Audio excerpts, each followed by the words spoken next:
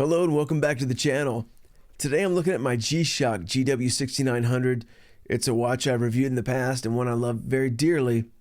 I repurchased one recently only to find that the strap is a lot flimsier than older versions.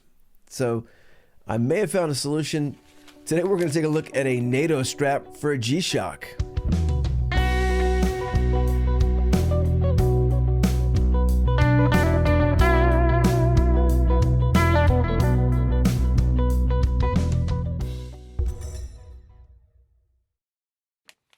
We have a Ritche Watch Band's Nato kit for a G-Shock, and I picked this one up the other day on Amazon for, I believe, $16.99, and it's supposed to be the complete solution. It comes with the adapters and, of course, a nice, robust Nato strap. I ordered the black version, and we're going to pop off our stock strap on the G-Shock and see if a Nato will do the trick. Let's go ahead and get this package opened up.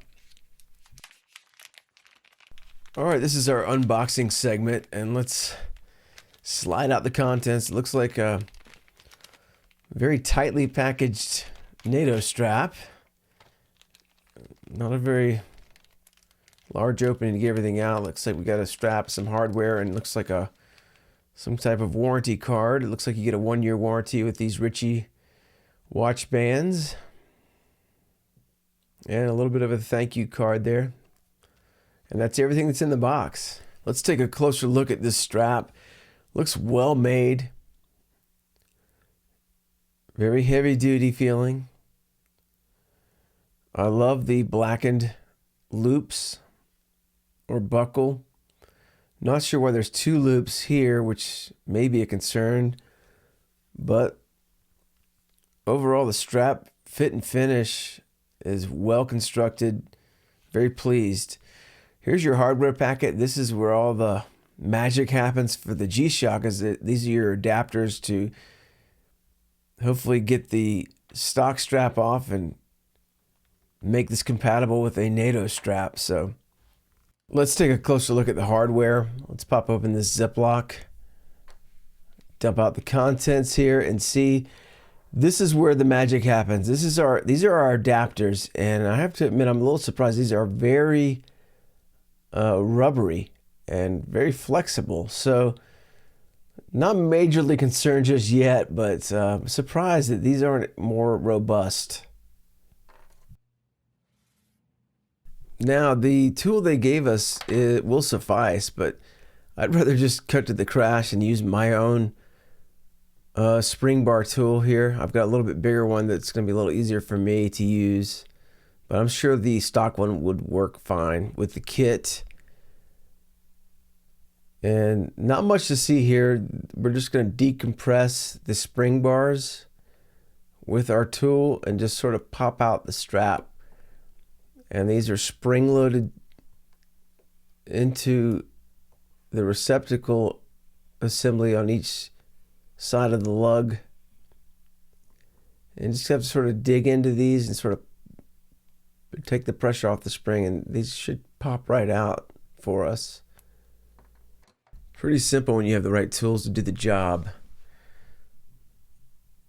Let's just depress the spring and pull it out. Excellent. Now, depending on how old your watch is, you may want to wipe out the pockets here and make sure everything's clean and dust free. This is a brand new G-Shock, so there's not much to clean up.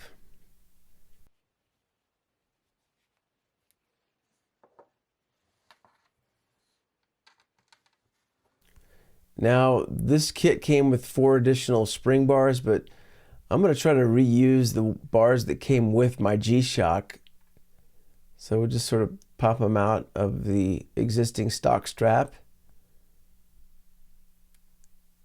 Easy enough. All right, disassembly successful. Now we'll take our OEM watch band and we'll just put it together here. That way we don't lose anything. If we ever want to put it back on or sell the watch, we've got our original gear.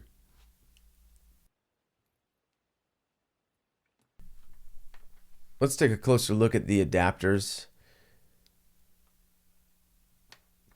And you can see the little extrusion there is going to fit in the pocket neatly. That combined with our spring bars, we should get good retention. Again, these are very rubberized adapters, so we'll see how these hold up, but hopefully our OEM spring bars will fit right in and we can get this strap attached. All right, using our OEM spring bars, they are a little snug, so I'm gonna see if I can work these in. I'm just persuading it a little bit with my tool.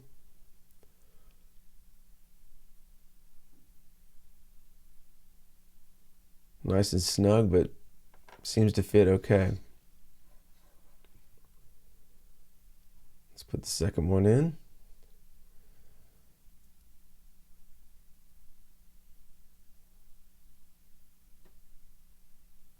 Just like that. All right, now the moment of truth. Let's see if we can work in this spring bar. I'm going to start with getting one side nested, and we'll see if we can sort of hold this together and then use our tool to depress the spring and work it into the pocket. And ideally what we're listening for is that click of the spring bar expanding once it hits home. And we definitely need to use some patience here because the spring bar pocket is very small. I keep getting this thing to slip out. You see I'm sort of chewing up the resin there, but it's a lot more rigid. You just got to find that pocket.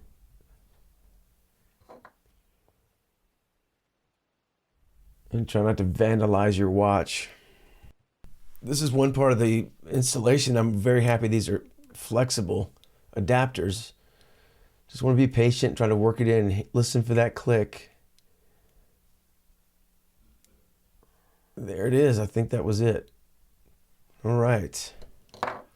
One down. And just do a little pull test here to make sure we've got secure seating of that spring bar. Looks good. All right, so Murphy's Law is the second adapter is going to be twice as easy to put in because that one, first one was so much fun. So this should just slip right in, right? Let's hope so.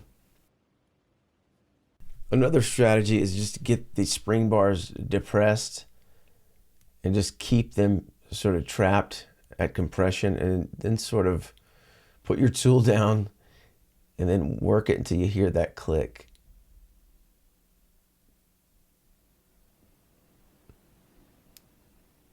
Yep, I think I just heard it.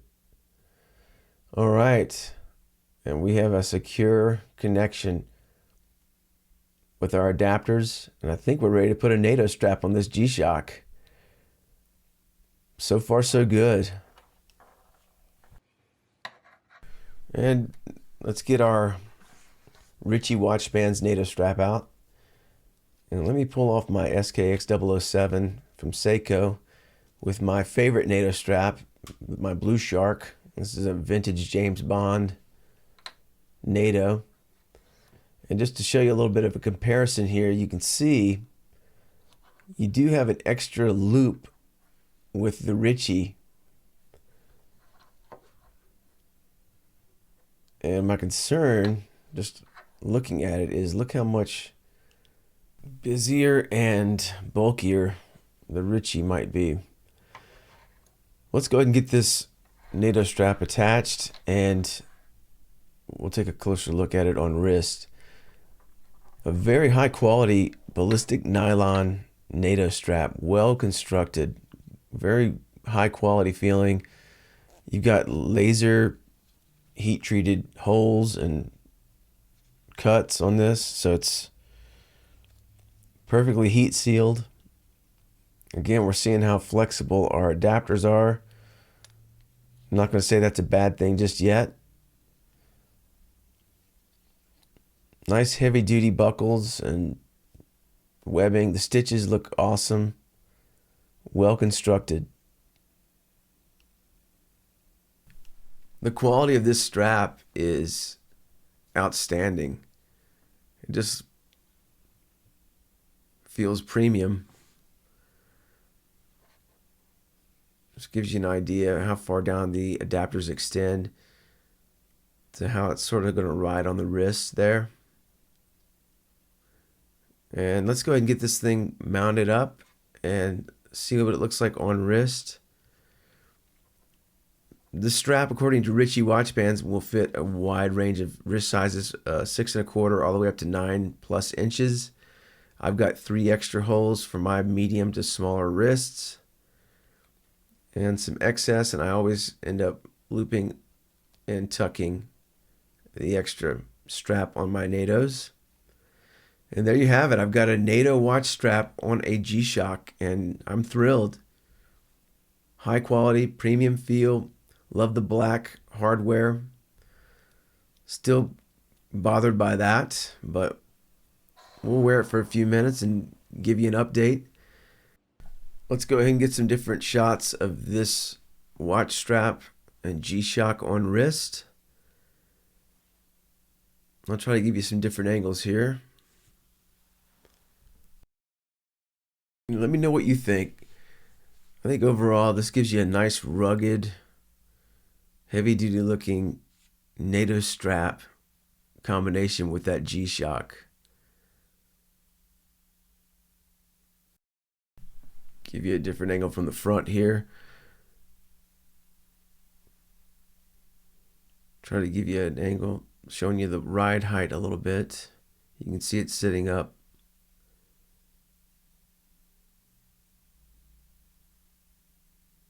But a very rugged, nice looking setup here.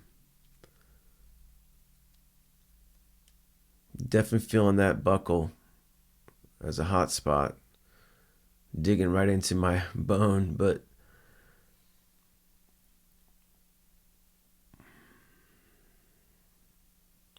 the great thing about having these adapters on is you're not limited to the stock strap that came with the kit. Although I think if this strap was missing one of those 2 buckles there at that vital point for me, that's definitely a hot spot. This would be a 10 out of 10. But of course, if you're like me and you have tons of Nato straps, now that you've got the adapters on your G-Shock, switch the strap out. This is my James Bond 007 Blue Shark. Let's go ahead and slap this one on and see how it feels. Take another look at these adapters. Show you what I'm talking about with the flexibility. My only concern is if you're switching straps out a lot, is that going to wear out over time? But that remains to be seen. The fit and finish of this Ritche strap is superb. It feels amazing as far as the quality. What I can't get past is that double buckle and the extra stitching involved to achieve that double buckle. It just gives me too much bulge for my wrists. You may have a different experience, and you can see the Blue Shark has a lot less material and bulge there. Let's go ahead and run this one on and take a quick look, and we'll wrap this video up.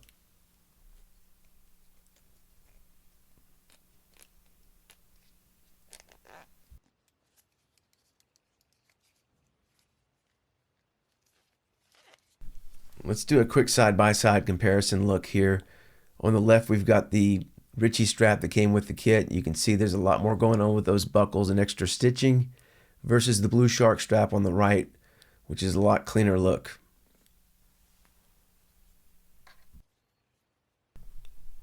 And I really love these Blue Shark straps. Great quality. Had this one for a couple years. Love the brushed chrome buckle system. You get the little Blue Shark insignia there. And this just feels awesome. Feels very familiar. I wear this strap a lot on my Seiko SKX007. And as I pointed out, you can fold the excess under both loops. I usually go over one and under the other, but there's no wrong way to wear a NATO. Whatever you feel like doing. And what an interesting combination here. It gives you sort of a neoclassic look here. You got the technology of the G-Shock with the tradition of the James Bond NATO. As we wrap up this video, let's take a couple of quick angles at this James Bond NATO strap on our G-Shock. Pretty cool combination, very comfortable. And there you have it. We have a NATO strap on a G-Shock GW6900. Overall, pretty impressed with this Ritche system. Installation wasn't too tough. And if you've got a bunch of NATO straps, this one's worth checking out. The strap that came with this system looks incredible and it's well built. But keep in mind those considerations I pointed out.